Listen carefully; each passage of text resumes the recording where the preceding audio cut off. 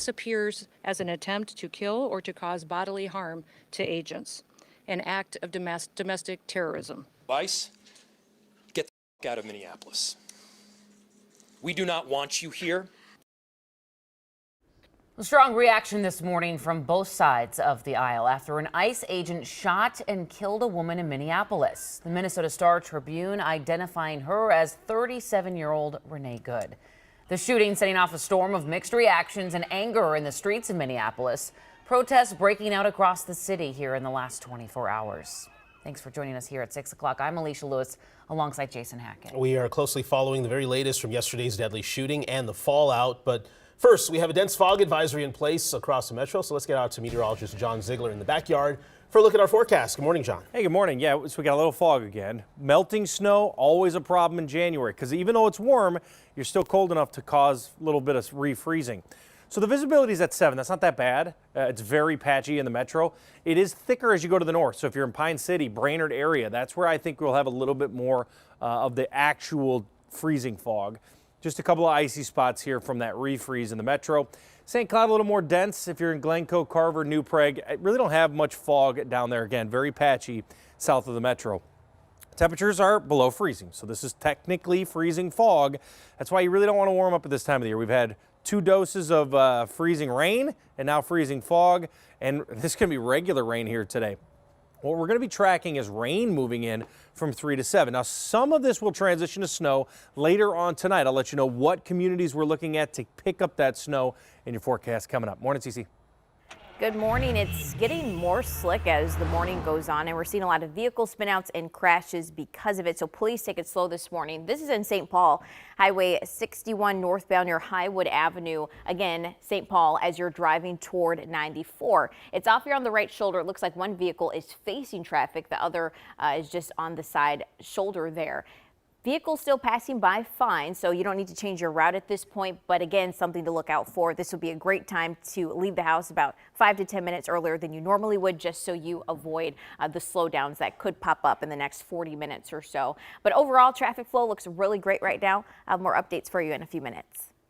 Cece, thank you. We're live here in South Minneapolis, where people are still gathering there this morning, protesting the death of 37-year-old Renee Good. She was shot and killed by an ICE agent yesterday morning. You can see a growing memorial there. A photographer has been there throughout the night. He says that the crowd has been playing music and has a few warming fires going there, but overall it's stayed relatively calm. This morning, though, Governor Tim Walz has the National Guard on standby to assist with public safety and emergency response operations. So here's a closer look at exactly what brought us here. Let's walk you through it. ICE officials say that agents were conducting targeted operations when they claim Good tried to ram agents with her car near 33rd Street and Portland Avenue. Minneapolis police say they responded to gunshots around 9:30.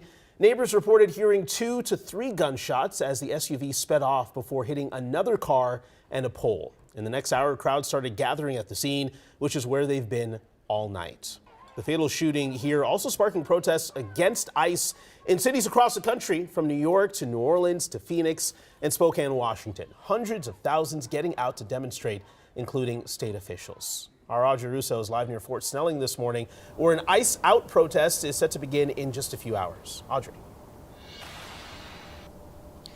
Yeah, organizers say that the event happening here in about 1 hour's time is going to be a nonviolent, peaceful demonstration. They're protesting, of course, the ICE activity here in the Twin Cities. And at 7, they're going to gather. Then at 7:30, they're going to walk to the Whipple building behind me. It's less than a block away, but take a look at this. This is the route. I want to show you exactly where they're going to be walking because, of course, this is going to happen at the start of rush hour. They're going to gather in the Fort Snelling South Park and Ride lot. Then they're going to process to the Whipple building, which is a federal property. This is where immigration hearings are held. There's actually been some recent protests here. Organizers say that they expect the demonstration today to last about an hour. And they're asking participants to bring masks and face coverings in case there is tear gas or some sort of chemical irritant used. But again, they're asking everybody to remain peaceful. Now, the events of the last day are bringing up, no doubt, memories of the 2020 civil unrest during the George Floyd protests. And brand new this morning, we actually spoke to the former Minneapolis police chief who headed up the department at that time. Here's what he says about what the community and law enforcement need to do in order to heal. Take a listen. The city's trying to heal after the past 5.5 years, and so it's fragile right now. But I think that as local officials and state officials are calling for peace and calm, that's going to be incredibly important, and for officials to be out here with community as we move forward. Again, the expectation is that folks will begin gathering here at 7, and then they're going to begin marching to the Whipple building behind me at 7:30.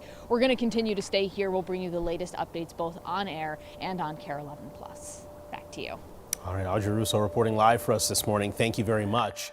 Because of this shooting, the Minneapolis Public School District says it is canceling classes for the rest of the week. The district says it's out of an abundance of caution for student safety. All other school activities and sports are also canceled. The district says it's working with the city on emergency preparedness and responses. At the heart of the investigation will be video of this shooting, which has surfaced from multiple different angles on social media. So we want to show you the video. If you haven't seen it yet, take a look at your screen. This angle, you can see ICE agents approach Renee Good's vehicle. They repeatedly tell her to get out of her car, pull on her car's handle. She backs up and starts to drive forward when an officer then fires his weapon.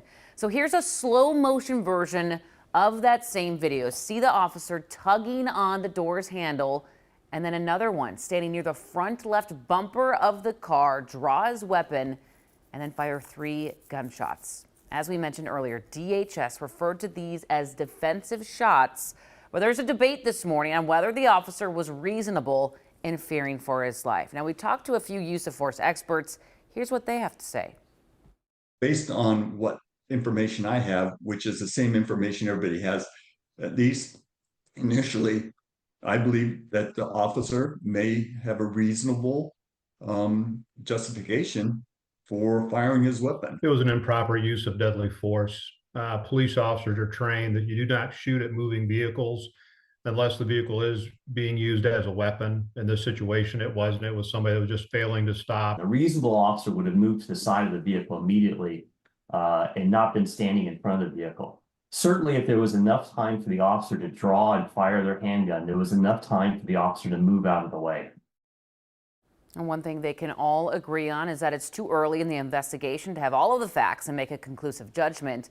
They say we're going to have to wait until investigators gather video from every angle, interview the officers, and interview multiple witnesses. Well, this morning we're learning more about the woman killed in that shooting, Renee Good. Her family tells us she leaves behind a daughter. Our investigative team found that she was originally from Colorado Springs. Good graduated from Old Dominion University in Virginia in 2020, where she won a poetry prize for undergraduates. She also lived in Kansas City, Missouri, where a former neighbor described what kind of person she was. A neighbor who, is not a terrorist, not an extremist. That was just a mom who loved her kids, loved her spouse. Still a lot more to learn about what happened yesterday. Stick with KARE 11 for continued coverage as this story develops on air, online, and also streaming on KARE 11+.